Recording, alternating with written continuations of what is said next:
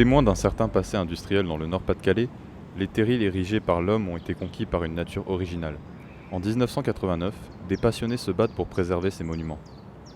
L'association de la chaîne des terrils basée sur l'ancien carreau de la fosse 11-19 à Los-en-Gohelle est née.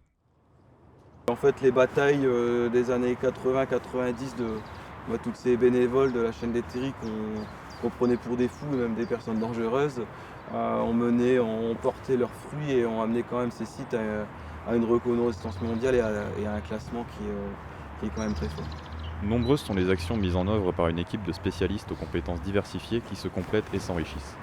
Aujourd'hui, on propose des activités diverses et variées, de visites guidées, d'animation sur des thématiques très très diverses, sur l'histoire des mines, des terrils, leur géologie, leur biodiversité. Ici, on va parler un peu de géologie, puisque c'est la base de nos terrils. Donc, ce sont des tas de roches qui sont principalement constituées de schiste noir qu'on voit ici. C'est une roche constituée de feuillets, un peu comme l'ardoise, enfin même complètement comme l'ardoise, mais ici qui est très friable.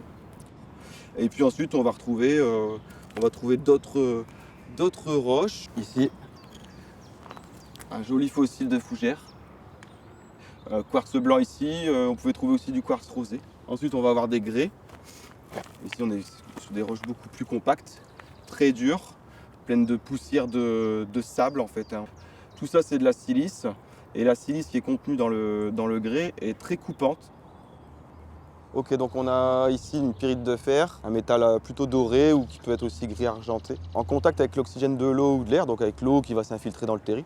Donc comme n'importe quel métal ou d'autres matières, elle va s'oxyder. Et l'oxydation de cette pyrite va provoquer énormément de chaleur. Et quand la pyrite est en présence de charbon, donc un combustible, dans le terri, et bien ce charbon va se mettre à se consumer et qui va amener des températures de 800, 900 degrés, voire plus de 1000 degrés mesurés sur certains terris. Et c'est ce qui va permettre de cuire nos schistes noirs qui constituent le terri. Et en cuisant, ils vont durcir et prendre cette couleur rouge, orangée. Quand on va se rendre compte de ça, eh bien on va commencer à exploiter nos terris pour créer nos routes. On va utiliser ce schiste rouge en soubassement. On a quand même sur certains terris des zones humides. Au départ, ce qu'on appelle un bassin à boue ou un bac à chlam, qui est une zone de dépôt de boue qui sont issus des systèmes de triage et de nettoyage du charbon. Des roseaux vont s'implanter, des plantes aquatiques diverses et variées. Et dans ces zones d'eau qui sont ici peu profondes et avec très peu de végétation, en tout cas au départ, on va avoir un crapaud qui va s'installer là, un crapaud assez particulier, qui est un crapaud pionnier, le crapaud calamite, donc il ressemble à un crapaud commun, mais avec un iris plutôt vert métallisé et puis une jolie barre verte sur le dos. Donc là, on a une des premières plantes qu'on va trouver sur les terris qui s'appelle la glossière jaune. C'est une plante pionnière. Donc d'ici quelques mois, la belle saison, on aura des grosses fleurs jaunes, comme des coquelicots. En fait, c'est une plante de la famille des coquelicots. Donc ces plantes vont aussi retenir les micro-effondrements, ce qui va provoquer des zones plates.